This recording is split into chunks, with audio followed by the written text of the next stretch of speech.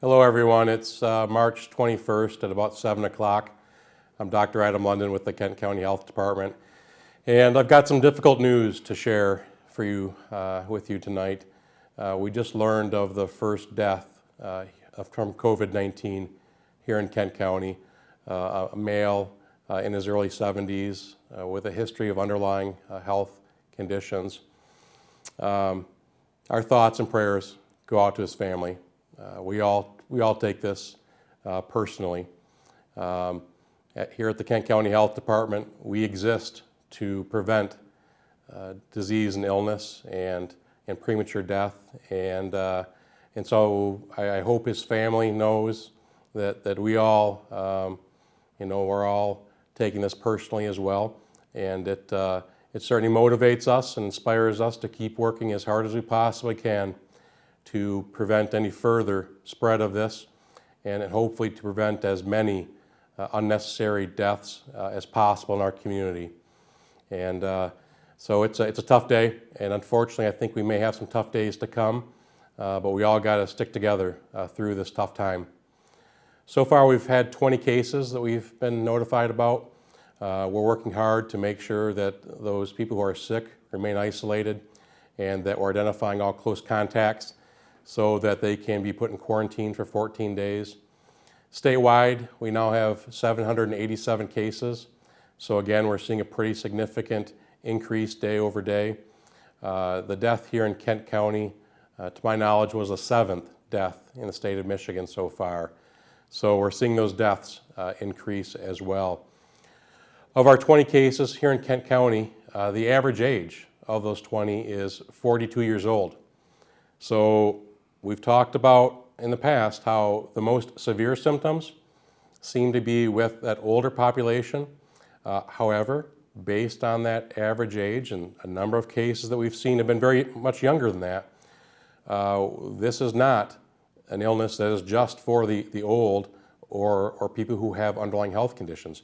Anyone can be severely affected by this. So again, we should all be taking this seriously.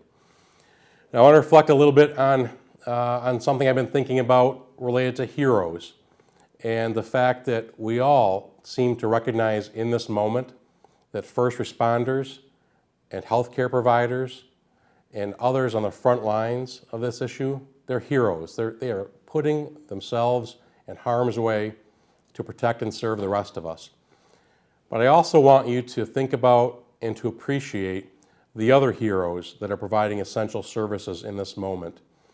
The people working at the grocery store, the people working for the utility companies, making sure the power and the water keep running, the people working at the gas stations, at the child care facilities, making sure that the firemen and the nurses and the doctors and the police have somewhere to take their kids while they're working. The people who are working in manufacturing, helping to produce the supplies that we need in order to fight this pandemic. Truck drivers, keeping those supply chains running for us all. City sanitation workers, pharmacy workers, the clerk at the pharmacy, the tech behind the pharmacy counter. These are all people that are serving us in really heroic ways right now. And by doing so, they're putting themselves in some harm, but they have families also. And so I want each of you to think about, how can we become heroes for them? How can we do a little bit more to follow these public health prevention measures to help protect their families while they're protecting us? Let's avoid those mass gatherings. I know the governor has said that 50 people or more, those gatherings are prohibited, but the CDC has said 10 people or more.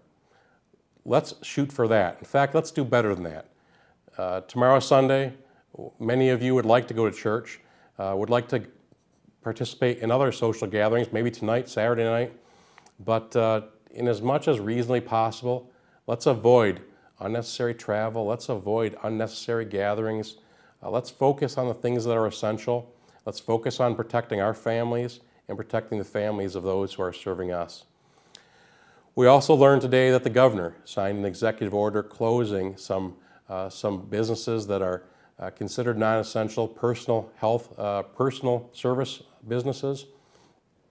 Businesses such as nail and hair salons, barber shops, tattoo and body art facilities, and other facilities that require close personal contact, the type of close personal contact that puts the customers and the workers in those facilities at risk. Those are now closed. You can learn more about that executive order on the state website. So an executive order that counties worked closely with the governor to make happen. I'm also going to be releasing a public health order from Kent County tomorrow related to child care facilities, making sure that the staff and the children and the people who are entering those child care facilities are screened for fever and other symptoms consistent with COVID-19. There's no reason that we should be not doing everything we can to protect the children and the workers in those facilities. Again, please continue to stay positive. Let's do what we can to protect ourselves and protect our neighbors. And please continue to like and to share these Kent County Facebook pages. And I'll be back tomorrow with another update. Thank you.